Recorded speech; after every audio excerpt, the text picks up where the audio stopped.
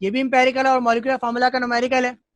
लिखा है the hydrocarbon contains 83% carbon and 17% hydrogen. पहली बात तो इसमें कह रहे हैं हाइड्रोकार्बन, और हाइड्रोकार्बन का मतलब ये है कि इसके अंदर कार्बन और हाइड्रोजन है, तो तीसरे एलिमेंट के बारे में आपको कोई शक ही नहीं होना चाहिए। ठीक है जी। और दूसरी बात ये कि अगर आप 83 और 17 को जमा करें तो जवाब आ रहा है आपके पास 100। तो यहाँ पे भी आपका शक खत्म हो गया कि इसके अंदर कोई तीसरा एलिमेंट मौजूद नहीं है, बल्कि इसके अंदर सिर्फ दो ही एलिमेंट्स हैं, एक कार्बन है एक हाइड्रोजन है। आगे आपसे कहा है जी कि इसका मॉलिक्यूलर मास 58 है। आप इसका मॉलिक्यूलर फार्मूला और इंपेरिकल फार्मूला निकालें। तो न्यूमेरिकल के कितने स्टेप होते हैं? 7 स्टेप होते हैं अगर कंबशन से स्टार्ट करवाया जाए और मॉलिक्यूलर फार्मूला तक का सवाल हो। लेकिन आप ये देखें कि इसके अंदर आपको परसेंटेज एलिमेंट्स की दी हुई हैं, तो इसका मतलब ये है कि शुरू के 2 स्टेप स्किप हो जाएंगे और ये न्यूमेरिकल कितने स्टेप का बन जाएगा? 5 स्टेप का। देखते हैं ये न्यूमेरिकल कैसे होगा जी। न्यूमेरिकल आपके सामने लिखा हुआ है जी the hydrocarbon contains 83% carbon and 17% hydrogen. ठीक है जी। कार्बन और हाइड्रोजन की परसेंटेज दी हुई है। न्यूमेरिकल को स्टार्ट करेंगे जो हमारा, और अच्छा मैंने क्या कहा, इसको जरा चेक किया करें कि क्या इन दोनों का सम 100 बन रहा है। तो इन दोनों का सम 100 बन रहा है। 83 + 17 जवाब आता है आपके पास 100। इसका मतलब ये है कि इसके अंदर कोई तीसरा एलिमेंट मौजूद नहीं होगा। तो तीसरा एलिमेंट इसके अंदर कोई मौजूद नहीं है। ठीक है जी। अब आप आगे चलें।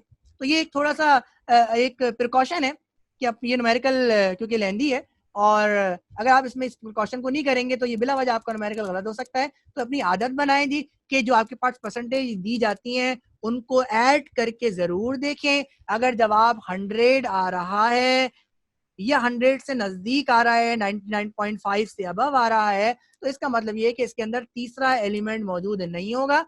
लेकिन जवाब अगर 100 से बहुत कम आ रहा है, 70 आ रहा है, 60 आ रहा है या 80 के अंदर आ रहा है, तो तीसरा एलिमेंट मौजूद होगा। अगर तीसरा एलिमेंट आपको दिया हुआ है तो आप उसी को लिखें, और अगर तीसरा एलिमेंट नहीं दिया हुआ तो आपकी सबसे पहली चॉइस क्या होगी? ऑक्सीजन होगी।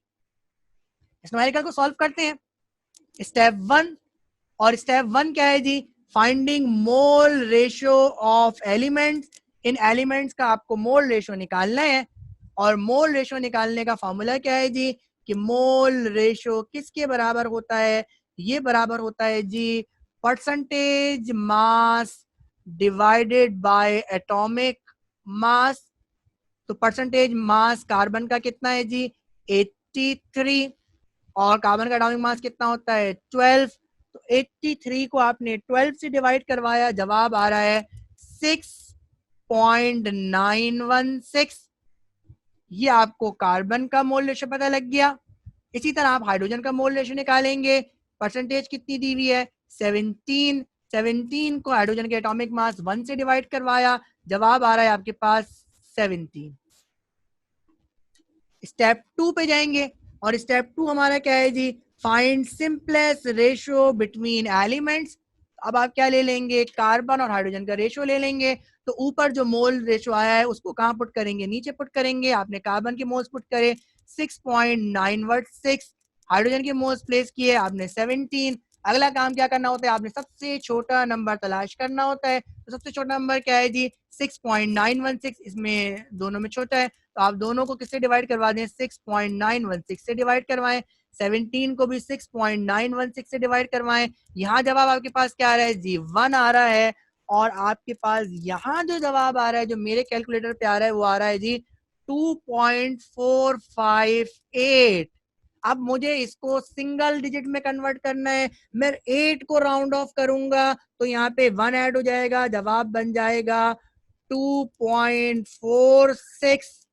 अब मैं 6 को राउंड ऑफ करूंगा तो 6 क्योंकि 5 से बड़ा है, तो 6 जब ड्रॉप करेंगे तो जवाब बन जाएगा 2.5।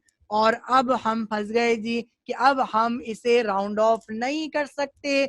ना ये 2 में राउंड ऑफ होगा और ना ही ये किस में राउंड ऑफ होगा? 3 में राउंड ऑफ होगा। और ऐसी सूरत में इस कंडीशन से निकलने के लिए क्या करते हैं? दोनों को 2 से मल्टीप्लाई करवा देते हैं। तो आपने 1 को भी 2 से मल्टीप्लाई करवाना है, 2.5 को भी 2 से मल्टीप्लाई करवाना है। जब आपने 1 को 2 से मल्टीप्लाई करवाया तो आपके पास जवाब क्या आ रहा है जी, आपके पास जवाब आ रहा है 2। और जब आपने 2.5 को 2 से मल्टीप्लाई करवाया तो आपके पास जवाब आ रहा है क्या है जी 5। तो यहाँ लाजमी शर्त क्या है जी कि राउंड ऑफ करना है आपने, ये पहली शर्त है। और दूसरी शर्त क्या है जी कि जो नंबर लिखना है वो किस डिजिट में होना चाहिए, वो सिंगल डिजिट में होना चाहिए। और सिंगल डिजिट में कन्वर्ट करने के लिए आप क्या कर रहे हैं जी, राउंड ऑफ कर रहे हैं। तो इन न्यूमेरिकल्स को करने के लिए राउंड ऑफ किस तरह किया जाता है उसको आप बहुत अच्छा सा कर लें। स्टेप 3 आप में क्या करना है, स्टेप 3 के अंदर आपने एम्पेरिकल फार्मूला लिखना है। एम्पेरिकल फार्मूला लिखने का क्या तरीका है जी, एम्पेरिकल फार्मूले के लिए आप क्या लिखेंगे जी, आपने लिखा कार्बन, और कार्बन के कितने एटम्स हैं जी 2, और हाइड्रोजन लिखा आपने जिसके कितने एटम्स हैं 5। तो C2H5 इस कंपाउंड का एम्पेरिकल फार्मूला हो गया। स्टेप 4 पे आ जाइए जिसके अंदर आपने क्या निकालना है जी, इंटीग्रल निकालना है। और इंटीग्रल निकालने का तरीका क्या होता है जी, इंटीग्रल निकालने का तरीका जो फॉर्मूला होता है वो क्या होता है जी, इंटीग्रल बराबर होता है molecular mass divided by empirical formula mass. तो आप देखें कि आपको मॉलिक्यूलर मास दिया हुआ है, तो मॉलिक्यूलर मास कंपाउंड का दिया हुआ है जो क्या है जी 58 है। और एम्पेरिकल फॉर्मूला मास जब आप निकालेंगे तो 12 मल्टीप्लाई बाय 2 जवाब 24, और प्लस 5 तो आपके पास जवाब कितना आ रहा है 29। 58 को 29 से डिवाइड करेंगे जवाब आपके पास आ गया 2। तो 2 आपका क्या हो गया जी, इंटीग्रल हो गया। अब आप अपने लास्ट स्टेप पे चली जाइए जिसके अंदर आपने क्या लिखना है जी, मॉलिक्यूलर फार्मूला लिखना है जी। और मॉलिक्यूलर फार्मूला कैसे लिखेंगे, ये वाला लिखा है, ये मॉलिक्यूलर फार्मूला।